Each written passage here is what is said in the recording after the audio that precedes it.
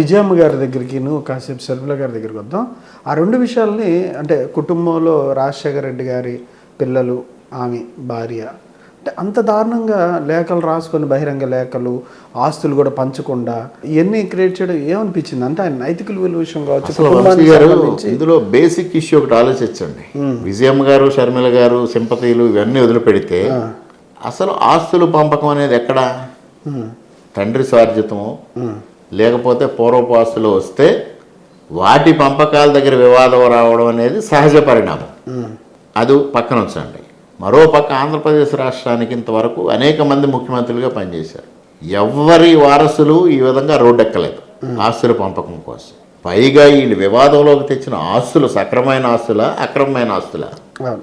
ఇందులో ఏది? రాజశేఖర రెడ్డి గారు 2004 ఎలక్షన్ ఎఫిడవిట్ తీసుకుంటే ఉన్న ఆస్తులన్నీ, ఆ రోజుకు ఆయనకు ఉన్న బంజారా హిల్స్లో ప్రాపర్టీని ఆయన్ని రెగ్యులరైజ్ చేయడం కోసం గవర్నమెంట్కి అప్పీల్ చేసుకున్న పరిస్థితి నుంచి చూస్తే 2009 నాటికి ఇన్ని ఆస్తులు కూడబెట్టడం, అధికారులు ఆ ఆస్తులు విభజనలో వీళ్ళకి తగాదాలు రావడం, ఆ తగాదాలకు వీళ్ళు ఎంఓయూలు రాసుకోవడం, దానికి రాజశేఖర రెడ్డి గారు కొన్ని సలహాలు ఇవ్వడం, 60% జగన్మోహన్ రెడ్డిని తీసుకోమని, 40% షర్మిల గారిని తీసుకోమని విజయసాయిరెడ్డి ద్వారా వారి సలహా ఇవ్వడం, దానికి ఈ ఎంఓఈకి సాక్షిగా విజయమ్మ గారు ఉండడం.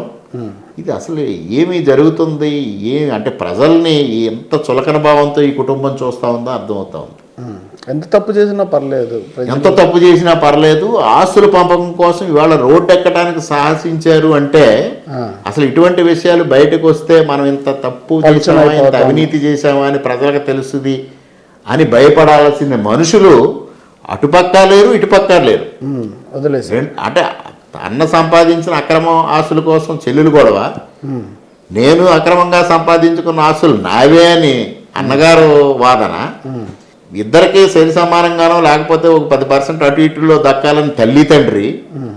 ఏమి కుటుంబం అండి ఇది? ఏమి కుటుంబం ఇది? అసలు భారతదేశ రాజకీయాల్లో ఇటువంటి కుటుంబం ఇంకోటి ఉంటుందా అని నేను ప్రశ్నిస్తా ఉన్నా ఈ సందర్భంగా. షర్మిల గారు రాణిస్తారా కాంగ్రెస్లోకి ఒకవేళ ఈయన? ఏమండి, రాజకీయాల్లో అసలు షర్మిల కాంగ్రెస్ పార్టీని విమర్శించారు, తెలంగాణలో ఆయన పార్టీ పెట్టి. అటువంటి వ్యక్తి కాంగ్రెస్ పార్టీలోకి వచ్చి బాధ్యతలతో స్వీకరించారు. నన్ను మా తండ్రి తెలంగాణ రాజకీయాల్లో ఉండమన్నాడని ఆయన చెప్పిన మాటలుగా చెప్పింది ఆవిడ. అవి వదిలేసి ఇవాళ ఆంధ్రప్రదేశ్ రాజకీయాల్లోకి వచ్చింది. ఇక్కడికి వచ్చిన తర్వాత ఏం జరిగింది? ఇవాళ కాంగ్రెస్ పార్టీలో చర్చ నడుస్తూ ఉంది. ఎన్నికలకి ఏదైతే నిధులు కాంగ్రెస్ పార్టీ హైకమాండ్ సమకూర్చిందో అవి దుర్వినియోగం అయ్యాయని అనేక మంది ఆరోపణలు చేస్తూ ఉన్నారు. దానిపైన ఇంతవరకు షర్మిల గారు స్పందించట్లా.